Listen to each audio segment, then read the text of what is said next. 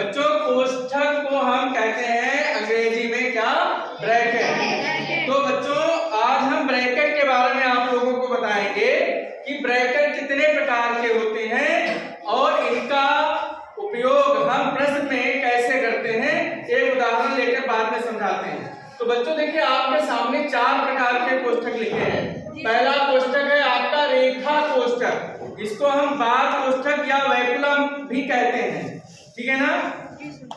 उसके बाद में दूसरा कोष्ठक बच्चों है छोटा कोष्ठक, जिसको हम स्मॉल कोष्ठक या राउंड ब्रैकेट भी कहते हैं, इसको राउंड ब्रैकेट या स्मॉल ब्रैकेट भी कहते हैं। तीसरा आपका है मझला कोष्ठक, इसको हम बच्चों कर्ली ब्रैकेट या ब्रेसेस कहते हैं। और लास्ट आपका बड़ा कोष्ठक है जिसको हम बिग ब्रैकेट या स्क्वायर ब्रैकेट कहते हैं। तो बच्चों ये 4 प्रकार के ब्रैकेट होते हैं।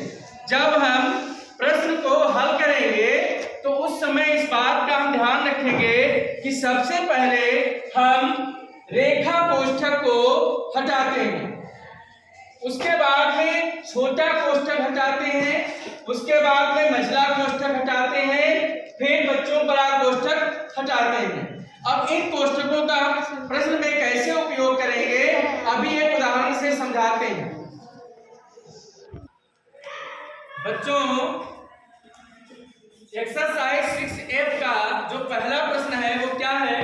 निम्नलिखित कथनों में कोष्ठकों का प्रयोग कीजिए। पहला कथन आपका है 3x तथा 4z के योग में से 5y हटाइए। तो बेटा देखिए अभी मैंने आपसे बताया था कि क्रम क्या चलता है। क्रम आपका चलता है रेखा कोष्ठक, उसके बाद में आपका छोटा कोष्ठक, फिर मझला कोष्ठक, फिर बड़ा कोष्ठक। तो देखिए यहाँ पर इसका जो हल है वो क्या है इस कथन का। इस कथन में हम ब्रैकेट का यूज कैसे करेंगे?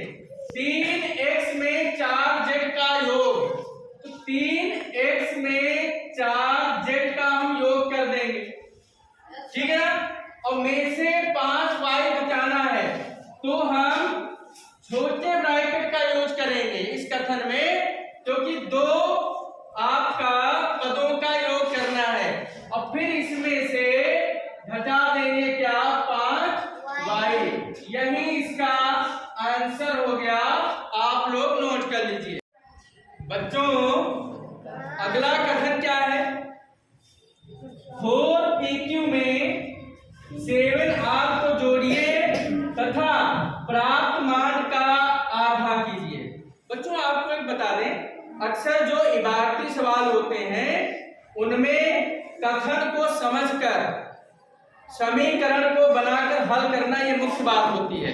तो कथन को समझने के लिए ही ये सारे चीजें आपको बताई जा रही हैं कि हम ब्रैकेट का उपयोग कैसे करते हैं, चिन्हों का उपयोग कैसे करते हैं, ठीक है। इन पर हम चर्चा करते हैं।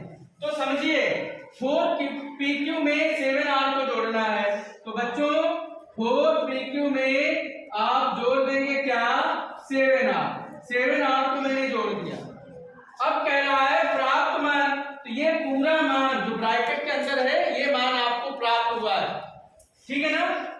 का आधा कीजिए, मतलब इस पूरे मान का आधा करिए, ठीक है। आधा का मतलब बटे 2, आधा का मतलब बटे 2, या आप इसको ऐसे भी लिख सकते हैं 4pq प्लस 7r का आधा। इस पूरे ब्रैकेट के बाहर आधा का मतलब 1/2 से गुणा कर दीजिए।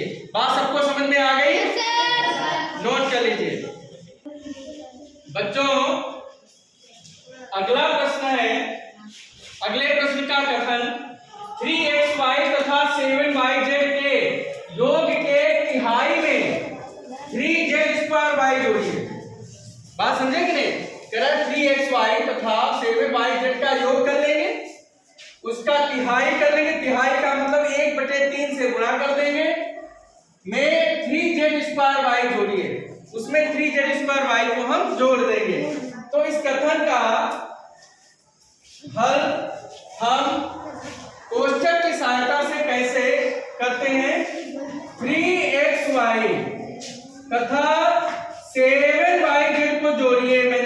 दिया। क्लियर? और इसके योग को मैंने क्या किया है, छोटे कोष्ठक स्मॉल ब्रैकेट में इसको मैंने ले लिया है। के तिहाई, तिहाई का मतलब गुणा 1/3 करो चाहे बचे 3 करो, में 3z² जोड़िए। अब यहाँ पर प्लस हम इस बचे के सामने लगाएंगे, इस बचे के सामने प्लस लगाएंगे और इसमें 3z² जोड़ देंगे। इतनी बात सबको बच्चों समझ में आ गई? तो अब तक आपने देखा है कि हम छोटे ब्रैकेट का इन कथनों में किस प्रकार से यूज करते हैं। नोट कर लीजिए।